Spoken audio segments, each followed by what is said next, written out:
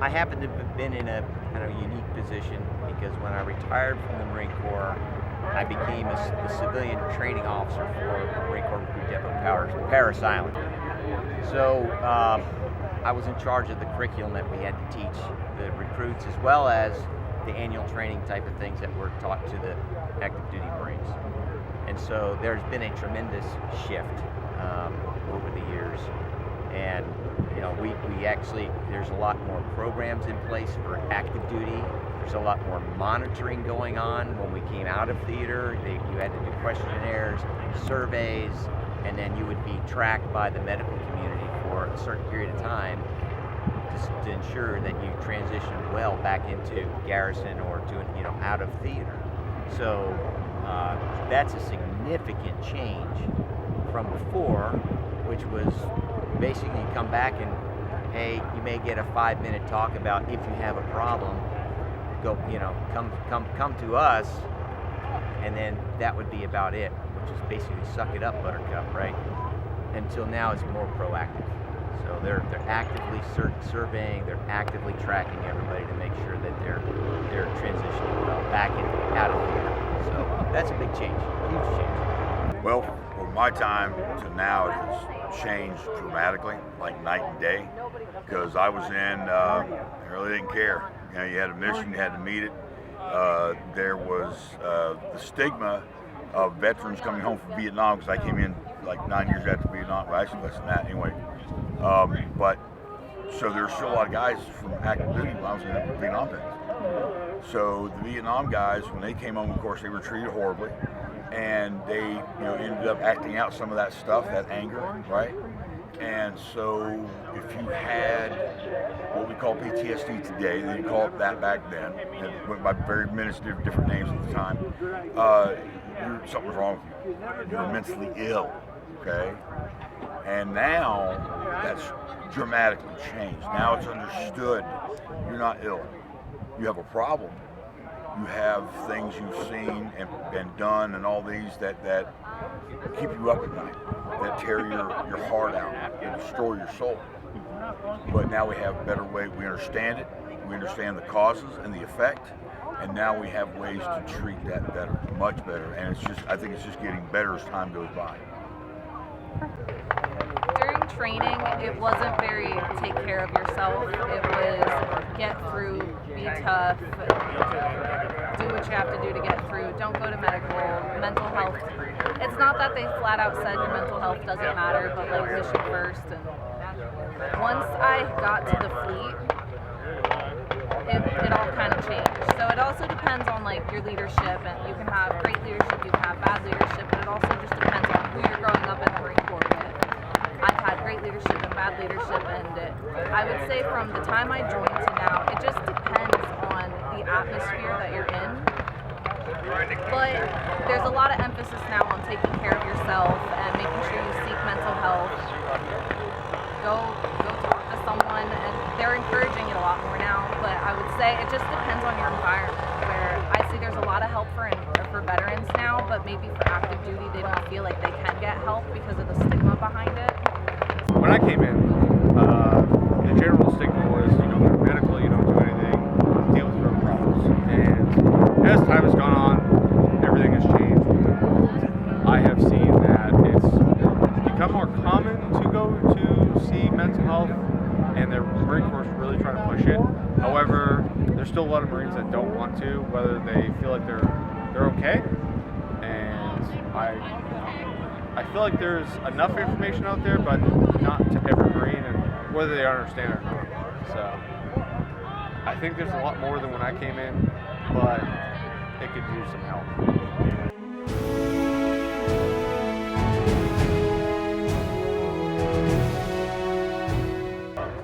I think some of these may be very obvious and some of them may not be.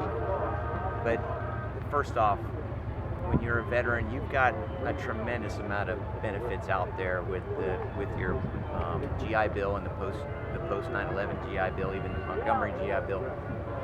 That is a tremendous resource. So being able to tap into that and use that to then further your experience or your education or whatever, or your families, because some of it can be transitioned to your families. If you don't want to use, say, the college tuition piece, it can be transferred to your kids. So that's a tremendous resource. The other thing is on the medical side, obviously with the VA, I know the VA gets a bit of a bureaucratic black eye occasionally, but overall, it's they mean well, and they've got tremendous resources, and so I would take advantage of that as well. Make sure that everything you went through was for your country, and so you deserve to be everything that's happened to you you can deserve to have it accounted for, so that maybe you're fine right now. But 10 years from now, maybe that time you twisted your knee when you fell in a foxhole, it's now causing problems, and that way it can be tracked from. So you do yourself and your family a favor to make sure that your records are complete, accurate, complete. Those are the two things I would recommend. There is a life after the military. When you get out, like I did, I was on medical discharge, and my career was cut short, and I had no rudder. I lost everything, lost purpose, lost my family as far as my Marine Corps side. Didn't know what I was going to do, scared to death, never would admit that. So the thing is, what I would tell veterans today that are getting out, there is a life after the military. And you can take the skills you learn in the military and you can transfer them over to civilian life. It's not always easy, but it can be done. Give yourself the time, because we're hard chargers, and don't matter what branch. Okay, we're mission oriented. We're going to do things, get things done, and we don't give ourselves time to just take that pregnant pause, think about your next step, and then go get it. But still, you have to understand the civilian world don't work like the military. Trust me, all veterans know that. But you have to give yourself time. That's I think my best piece of advice, because I didn't give myself time. It doesn't matter how much you prepare, you're never going to be ready, and nothing's ever going to go as smooth as you think it's going to go. Because preparing to get out only gets you so far, because everything can change just like that once you get out. You don't really have anything to go back to. But honestly, the best advice I would say is don't get too lost thinking about it, because at the end of the day, you're going to be okay. You're still living, you're fine. Just don't get too caught up in the little small things. Just look at the big picture and keep moving towards that, because that's all you can do. The best thing is, if you feel like you're off and you're struggling, whether it's mental health, anxiety, depression, go seek help. I sought help after my deployment. I was going crazy, and the military doesn't really care about the individual.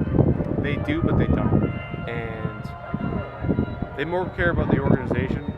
I understand it. However, the individual has to take care of themselves. So I feel if you feel like you're off and you don't feel normal, you should go seek help. The biggest problem that you see is a lot of 22 vets a day commit suicide because they have no support system, no nothing. And I'm very fortunate on this. I have Marines, I have veterans to talk to when I exit out of the Marine. It's still very hard for me. It's years. But, and Marines talk to, I have veterans talk to. But the biggest thing is not reaching out. You have to reach out. That's why I feel it's crucial, because it's only going to build up and get worse. So.